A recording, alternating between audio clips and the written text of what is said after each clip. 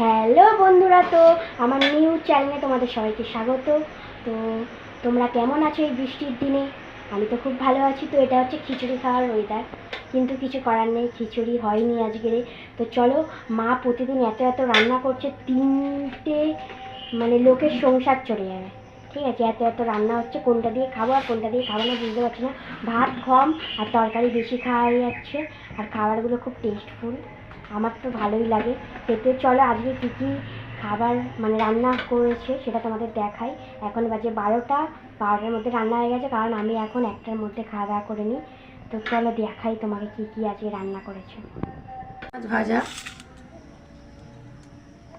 কুঁদরি ভাজা, উচ্ছে ভাজা, কাঁচা লঙ্কা দিয়ে, সর্ষে বাটা দিয়ে ঢেঁড়সের ঝাল, আমড়া দিয়ে টকের ডাল, আমড়া দিয়ে কচি কচি আমড়া তো গলে গেছে, এই যে আমড়া দিয়ে টকের ডাল,